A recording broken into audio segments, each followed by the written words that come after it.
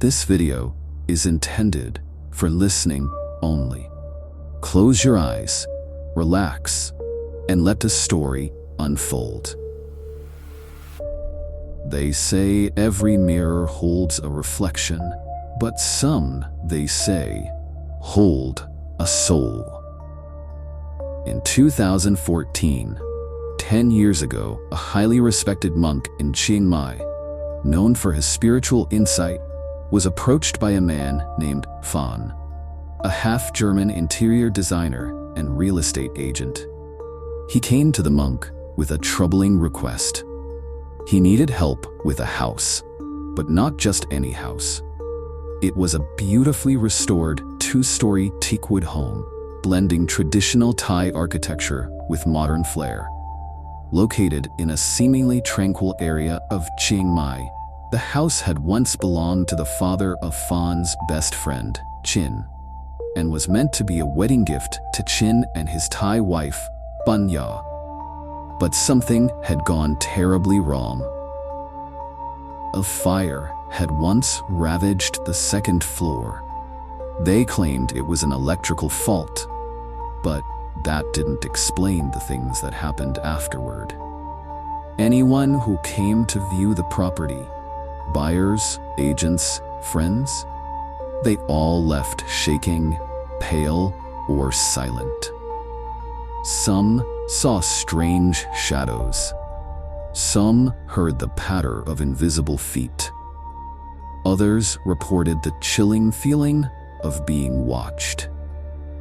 No one ever made an offer. Master Jom listened quietly as Fan spoke.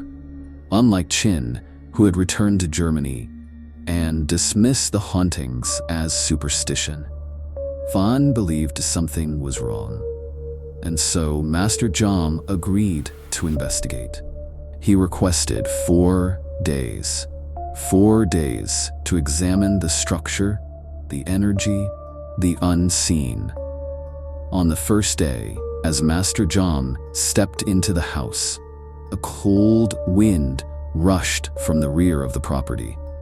It wasn't natural. The house stood at a perfect three-way intersection, a powerful source of negative energy, according to feng shui. He noted it mentally. It would require a mirror to reflect bad luck away. Inside the house, he met an elderly caretaker, Sayut, who had lived there since Chin's father was alive. She retold the story Fan had given, but something in her words felt incomplete. She mentioned that the original owner had kept a spirit child, a gumantong, which could explain the ghostly child some visitors reported. But Master Jom felt there was more. Then he found the locked room. On the second floor, one room remained untouched. The key was with Fan, who hesitated when asked for it. Only after Master Jom threatened to abandon the job did Fan agree to send it. The next day, with tea in hand, Master Jom unlocked the door. The room was dark, heavy with damp air. It was filled with old European furniture, ornate, expensive, and out of place. At the far end stood a full-length mirror, its frame carved with intricate flourishes. As Master Jom stepped closer, he felt it. The mirror pulsed. A dense, ancient energy seeped from it. This wasn't just a decoration. It was an anchor, a vessel, a trap. Then came the voice. "Hello, Master." He turned. Standing behind him was a woman, pale, graceful, eyes filled with longing and pain. She introduced herself as Banya, the former wife of Chin. But something was wrong. Her presence felt displaced. She spoke of the mirror's origin, imported from an old German estate, too out of place to display. tucked into this forgotten room. She told of glimpses of a child running past in the reflection, of feeling watched, of waking from dreams to see a girl staring from the glass. And then she shared her final dream. A family screaming. A little girl falling, blood smeared across glass. And when she woke, the girl stood at the foot of her bed. Banya was calm as she spoke, but her eyes trembled. Master Jom saw something else. A tether. She was tied to this house, to this mirror. Not with chains, but regret. He said gently, "Some bonds, Kun Banya, are meant to be released." She looked confused. He didn't push further. On the final day, Fan and Chin returned. Master Jom laid out his recommendations: energy redirection, structural changes, and most importantly, disposal of the mirror. Chin was outraged. That mirror cost $4,500. But Fan intervened. "We'll replace it." The monk didn't argue further. But as the three men sat for dinner, he noticed something odd. Banya entered the room. Panicked, she tried to speak, to warn them, to explain. But they didn't hear, didn't even look.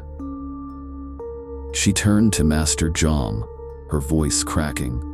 "Why won't he look at me?" He only nodded toward the mirror. And when she looked, her face turned white. The reflection staring back was not the one she knew. Her skin was blackened, charred. Her eyes wide in terror. She had died in the fire. Master Jom stepped forward. "It's over, Kumbanya. You must let go. You died 10 years ago." She stumbled back, heartbroken, and disappeared down the hall. When the others asked who he was speaking to, he said simply, "No one." That night, the truth came out. Sayud confessed. In 2012, Shin and Banya had argued over evidence of infidelity.